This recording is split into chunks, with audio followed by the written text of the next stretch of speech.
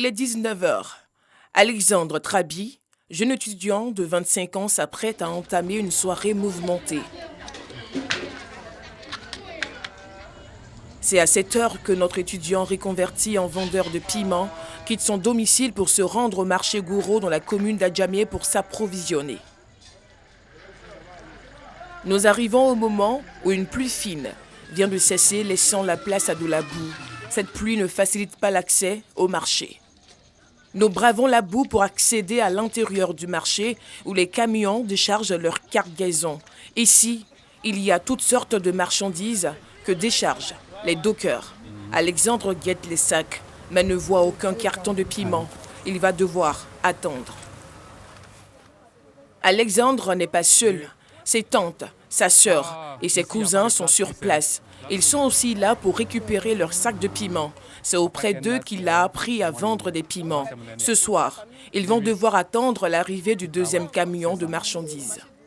Lorsque j'arrive généralement dans mon lieu de travail, voilà, donc il n'y a pas d'heure fixe.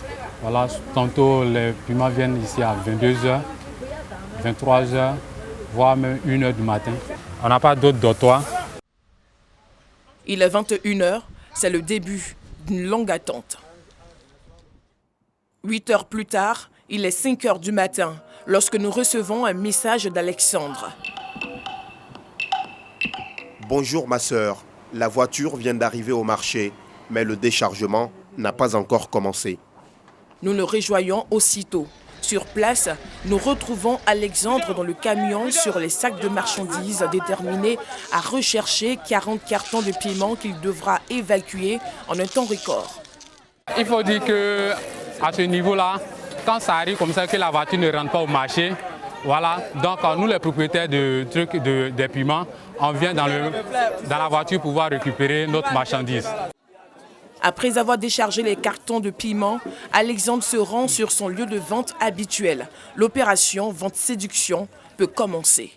Piment hollandais, ça arrive, il y a cassé le prix ici. Il faut voir 6500, il faut voir s'arranger, il faut voir rapidement.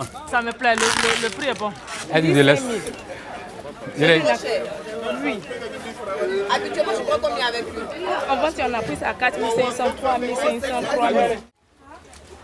Alexandre gagne sur chaque carton de piment vendu 150 francs CFA, soit 15 000 francs CFA par mois. J'envoie un sac de riz voilà, à ma maman chaque fin du mois et puis je mets 10 000 francs là-dessus comme l'argent de popote. Voilà, le reste, je m'occupe de moi-même. Maintenant, si mes petits frères m'appellent pour dire qu'ils ont tel besoin, voilà, je leur fais un dépôt. Après la vente de quelques cartons de piment, Alexandre se hâte d'enfiler la seconde tunique, celle de répétiteur à domicile. Il a plusieurs cordes à son arc. Vendeur de piment, répétiteur et étudiant. La première et la deuxième corde lui permettent de financer ses études de licence 3 en faculté de géographie. Bien vrai que je suis fatigué quand je rentre les soirs, mais ça me fait plaisir voilà, d'échanger un peu avec les enfants. Ça me libère un peu, ça me met un peu à l'aise, tout ça. J'aime beaucoup l'enseignement, puisque j'étais chez un enseignant, donc le voir enseigner, ça me faisait beaucoup plaisir. Lorsque tu regardes le verbe et que le verbe est à l'infinitif, les cours qu'il donne à domicile dans les communes d'Abobo et de Cocody lui rapportent la somme de 50 000 francs CFA par mois. Ajouté aux 15 000 francs CFA de son commerce de piment, Alexandre empoche au total 65 000 francs CFA par mois. Le lendemain, c'est à l'université Félix Houphouët-Boigny de Cocody que nous retrouvons Alexandre. Cette fois-ci, c'est Alexandre, l'étudiant en faculté de géographie. Les cours terminés, il partage ses projets. Mon projet aujourd'hui, c'est de digitaliser le marché Gouraud, permettre à ces foyers, voilà, ces différents foyers, d'avoir accès, grâce à les portables, d'avoir accès au marché Gouraud. C'est-à-dire rester à la maison et puis faire ta commande sur ton smartphone et automatiquement vous êtes livré à domicile. Le jeune étudiant regagne le domicile familial. Alexandre vit ici, dans la commune d'Abobo, au quartier Rail 4, chez sa tante. Sa famille d'accueil est fière de lui. Vraiment, c'est un enfant très courageux. Il n'a qu'à continuer On va continuer. Dieu seul est le maître de toutes choses. Dieu peut nous aider. Un jour, Dieu va l'aider, il va s'en sortir. Des bénédictions, Alexandre en aura bien besoin pour la réalisation de ses projets. La Côte d'Ivoire enregistre depuis le mois de janvier 2021 une augmentation du nombre de cas de Covid-19. Selon le ministère de la Santé et de l'Hygiène publique, les jeunes de moins de 35 ans sont les plus touchés par cette deuxième vague. Cette situation interpelle fortement le ministère de l'Éducation nationale, de l'enseignement technique et de la formation professionnelle. Consciente que l'école est le milieu le plus fréquenté par les jeunes, Kandia Camara prend son bâton de commandement pour remobiliser ses troupes. Gestionnaires des structures scolaires, je vous invite à créer des conditions de l'application rigoureuse des mesures barrières, à savoir veiller à la mise en place d'un dispositif de lavage des mains fonctionnel, suivre le lavage régulier des mains ou l'application de gel-mains par les apprenants et les personnels. Face à la résurgence des cas, la ministre demande l'accompagnement des partenaires techniques et financiers de l'école ivoirienne. Demande acceptée par Marc Vincent, représentant résident de l'UNICEF en Côte d'Ivoire. Nous avons déjà fait une commande pour 540 000 masques réutilisables, mais nous sommes en train aussi de faire des commandes pour 1,8 million de masques pour tous les pays. Évidemment, on va commencer en Abidjan où se trouve l'épicentre. Ensuite, nous sommes aussi en train de faire la commande pour 6 000 dispositifs lavage les mains. Aux élèves et à leurs parents, la ministre en charge de l'éducation rappelle la nécessité du respect des mesures barrières. Je vous exhorte d'une part à l'approvisionnement de façon conséquente de vos enfants en masques de protection et en flacons de gel-main, d'autre part, à poursuivre l'application des mesures barrières à domicile.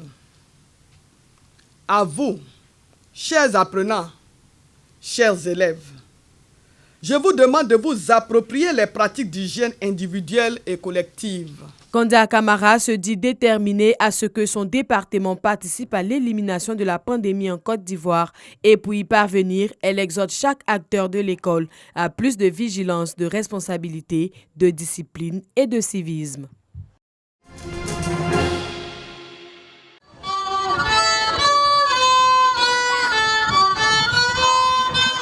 L'Abidjanaise, l'hymne national chanté au violon par 7 élèves pour ouvrir une cérémonie qui a tout l'air d'une fête de fin d'année scolaire.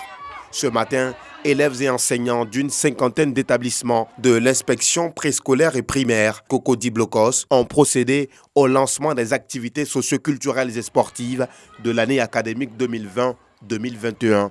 Une activité organisée tous les ans dans l'objectif de déceler les talents et les valoriser. Les activités socio-culturelles et sportives, n'est-ce pas, occupent une place très importante dans l'éducation de nos enfants. Cela participe, n'est-ce pas, au développement harmonieux des enfants, tant sur le plan psychologique, sur le plan intellectuel et sur le plan social. Acteurs principaux de cette journée récréative, les élèves ont fait montre de leur savoir-faire à travers des danses traditionnelles et des concours sportifs. Ça nous représente et ça représente ce que nous sommes en tant qu'élèves du groupe scolaire méthodiste de Cocody. Je suis contente d'être là parce que cette cérémonie est agréable et puis je m'amuse bien aussi. Célestin Kouala, parrain de la cérémonie, a saisi l'occasion pour prodiguer des conseils à ses filleuls. Le message qu'on peut leur passer, c'est d'abord et avant tout le travail. Et comprendre, même si ça peut paraître tôt, qu'ils sont l'avenir de notre pays. À travers cette activité, l'inspection préscolaire et primaire Cocody Blocos veut aussi créer une saine émulation entre les élèves.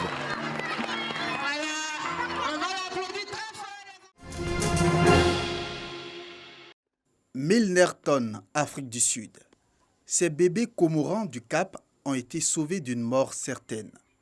Manquant de nourriture, leurs parents les avaient abandonnés sur Robben Island. Ramenés par bateau, ils sont soignés et nourris dans cette clinique pour oiseaux. Des volontaires viennent chaque jour pour s'occuper des petits orphelins.